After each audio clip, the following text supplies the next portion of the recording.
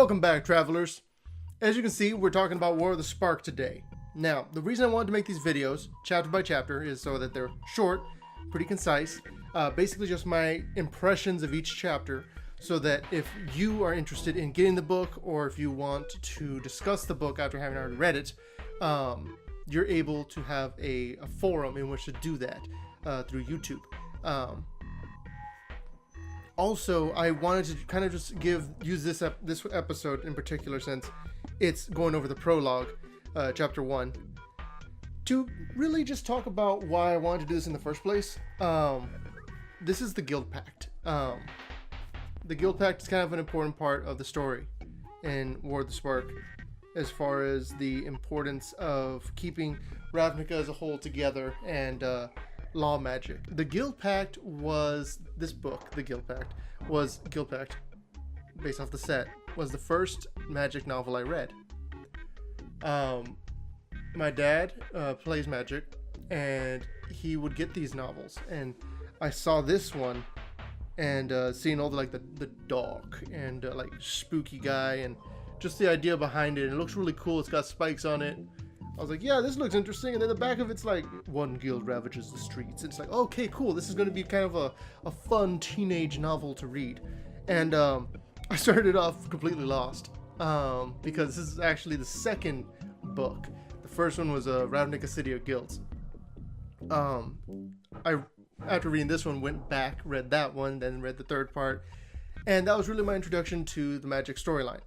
Was just this contained city, this sprawling metropolis with the colors of the guilds all representing different ideologies. It was just this amazing universe exploding into my brain through my eyeballs. So basically, I've read every novel. Basically, I have the whole thing.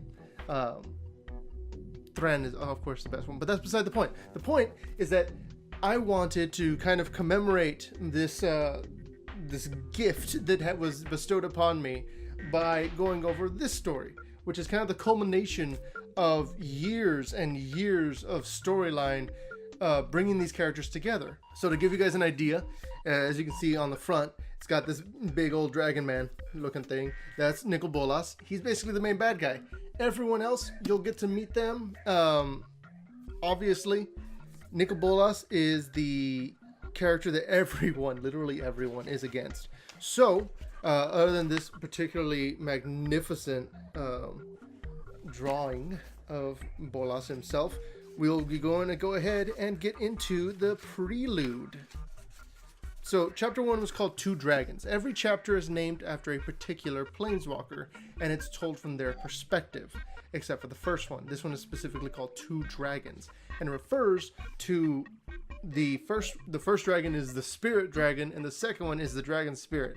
Now, this I found very interesting and very funny because I like to write. I'm currently getting a master's in creative writing. That's good writing for people that know who it is, because you get the idea, like, okay, yeah, it's Ugin, but who's the other guy?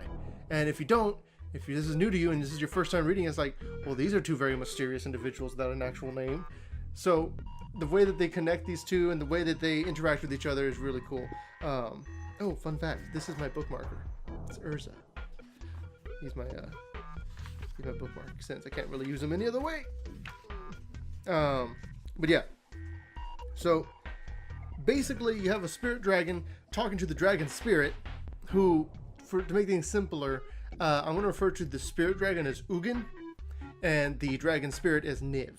So Ugin is asking Niv, how long is this device going to keep you? And it's this filigree vessel, really, more than anything else, that's supposed to keep his spirit intact. Because off screen, which I'm guessing was what the prequel chapter is going to be about, Niv gets slaughtered by Bolas. And we don't really get to know how that goes down, and it's possibly one of the more interesting aspects of the prequels that I'm waiting for. However, it does mention a third individual named Sarkhan Vol.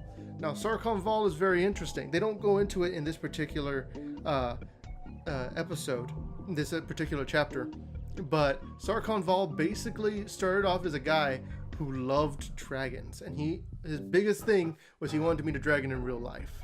And he does. Unfortunately, the first dragon he met was Nicol Bolas. Now, Bolas is super evil and recognized a guy who wanted to worship dragons when he saw one.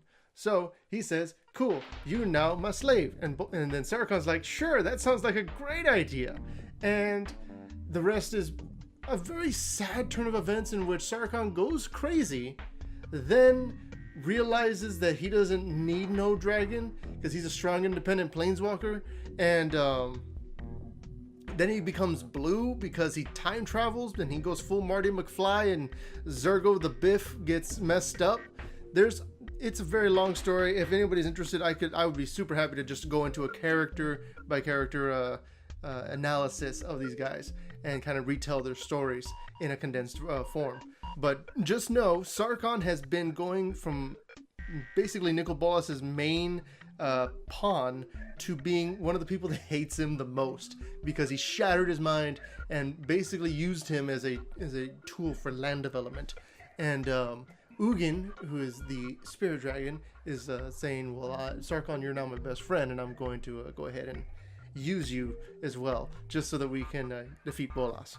Sarkon delivers that particular vessel to Ugin, the vessel containing the dragon spirit's spirit gum. They're basically given a whole bunch of like very vague ideas of what their plan is, and they talk about a guy named Zarek, who we'll get to know a lot more in other chapters, so I'm just going to hold off on talking about him.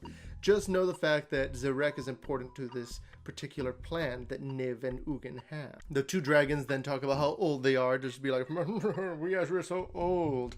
I am millennia years old. And the other one's like, millennia? And he's like, millennia! And then Ugin adjusts his monocle. And one thing I found really interesting is the fact that they kind of use this play analogy for the characters. So it actually says right here, Ugin is talking about his brother, Bolas, and he says, it's worse than that, and I believe you know it.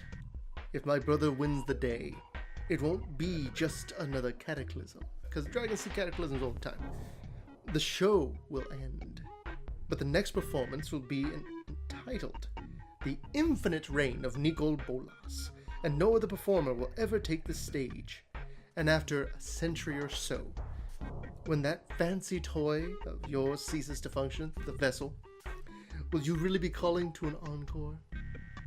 So basically, the curtain's rising. It's the final act. Who's going to win? Who's going to defeat Bolas? Or is Bolas going to take... Well, I guess you'll have to find out about that later if you haven't read the book already. With that, we end the first chapter. And this is about the length that I can expect them to be. I'd say a little under 10 minutes. Thank you for watching. And if you guys want more like text by text stuff to happen, or if you just want me to give more synopsis or just character designs, character storylines, please feel free to do that.